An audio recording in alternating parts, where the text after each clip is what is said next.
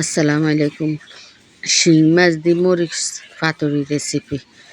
এই জায়গার মধ্যে একটা কড়াই বসাই দিলাম। কড়াইয়ের মধ্যে আমি দিয়ে দিলাম পরিমাণ মতো তেল, আর দিলাম পেঁয়াজ কুচি দিয়ে এগুলারে ভালো করে ভাজি নিয়ে এই কড়াইটার মধ্যে আগে মাছ ভাজি করে লইছি, তো তরকারি লাগে দানের লেয়ার ভিতর দিয়ে আপনার লাগে, একটু দাগ দাগ লাগে।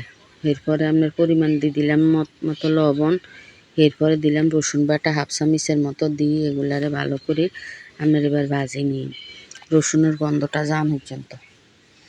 এরপরে দিয়ে আমি জায়গার মধ্যে আপনার হলুদের গুঁড়া একটু একটু ভাজা হোক, ভাজাটা হইলে এরপরে আপনার দিয়ে আমি জায়গায় হলুদের গুঁড়া প্রায় 1.5 চামচের মতো হলুদের গুঁড়া দেওয়ার পরে এগুলারে ভালো করে আপনার ভাজি নিয়ে জায়গায় দিয়ে মরিচ বাটা। এগুলা মোটা মরিচ বাটি রাখছি, তো ফাটার মধ্যে শিলপাটা এই মরিচ ফ্রিজে আসছিল এলাই চাকা চাকা হয়ে রয়েছে। এরপরে মরিচগুলা কষানি হোক, এই জায়গায় দিয়ে দিম সামান্য একটু জলের পানি, মশলাটা ভাজা আনালে মরিচটা যেন না পড়া যায়। এগুলা কষানোলে অল্প একটু পানি দিয়ে দিলাম। পানিটা দেওয়ার পরে আবার এগুলারে কষাই নিয়ে যতক্ষণ পর্যন্ত আপনার তেলটা উপরে না আইব ততক্ষণ পর্যন্ত কষাই নিলাম। তেলটা উপরে আসছে আর মাছগুলা দিয়ে দিল।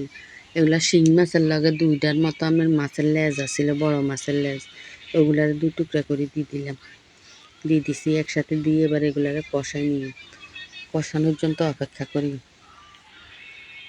কষান ফ্রাই হয়ে গেছে, তেলটা উপরে চলিয়েছে, আর টুকুর দূর কষাই। যত ভালো হইব কষানি ততই আমরা যে কোনো তরকারির স্বাদ বাড়িয়ে যায়।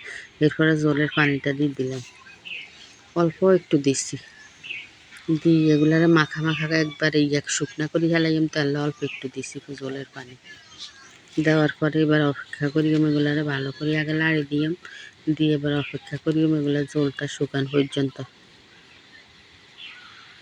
জলটা শুকাইয়ে এসে প্রায় আরও শুকাইব। এই পর্যায়ে আবার একটু লাড়ি ছাড়ি দিয়ে লাড়া ছাড়া না দিলে কড়াই নিচে দিলে আগে যাইব।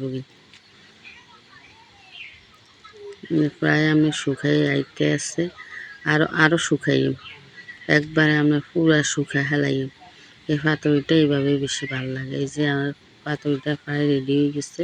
যদি আপনার কাছে ভালো লাগে একটা লাইক কমেন্ট শেয়ার সাবস্ক্রাইব করে দিন। এত লাড়াতে রাখছি এরপর তলায় লাগিয়ে গেছে, সমস্যা নাই, এটা হোড়া যায় না।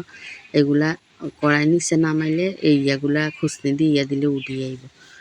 এই যে রান্নাটা প্রায় রেডি, এবার নামা হালাইছি।